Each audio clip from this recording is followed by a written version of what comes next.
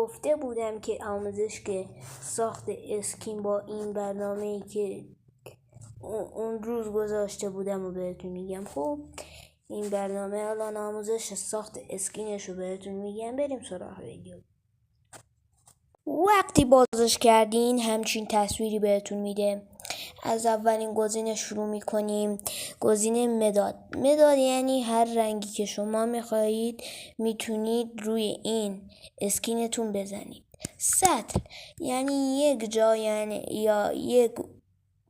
جای اسکین یا کلش. الان اینا رو نگاه کنید. اسکین رو دو رنگ بزنید.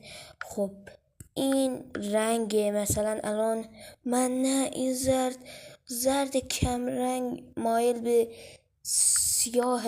این حالا با استفاده از این برنامه سلام علیکم درستش کردیم. سرنگ به چه دردی میخوره؟ هر رنگی رو که میخواید میتونه جذب کنه. مثلا این رنگ خیلی کمیاب، اینو میزنیم الان با این دقیقا این رنگه. خب بعدی پاک کن. نصف هر 99% بدونید که این واسه پاک کردن اسکین. این خیلی مهمه تو ساخت اسکینتون رو میچرخونید باهاش. نگاه اینم اینطوری نزدیکش میکنه، این دورش میکنه. این خب به عقب برمیگردونه، این به جلو میره.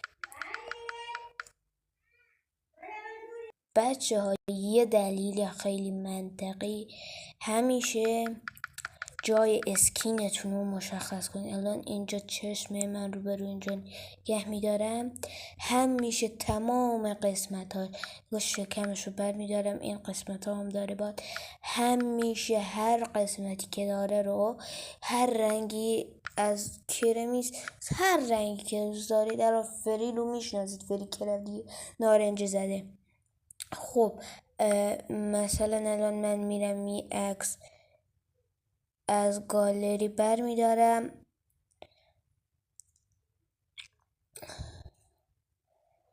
خب مثلا من از قبل اسکین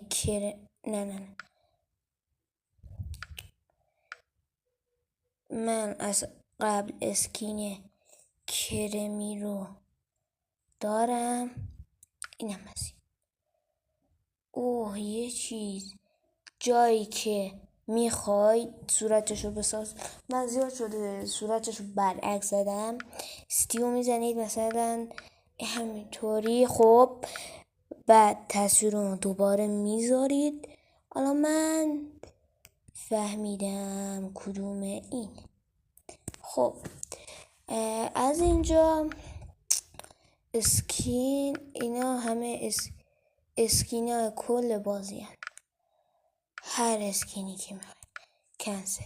اینجا اسکینتون تبدیل به استیو میکنید. اینجا که بهتون نشون دادم از گالری میتونید بگیریم به اسکینتون بزن.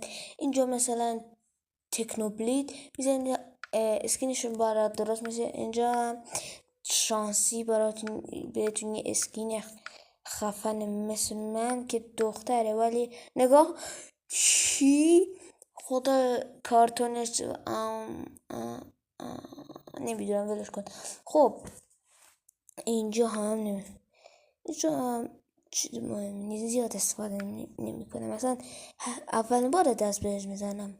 خب دوستان عزیز مطمئنم که از این ویدیو رو یاد گرفتید چجوری بسازید اینا رو.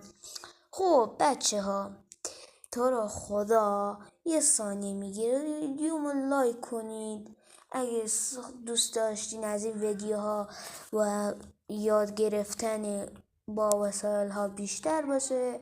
تو رو خدا ویدیو هم ساب کنید. دمتون گرم. همیشه عشق من.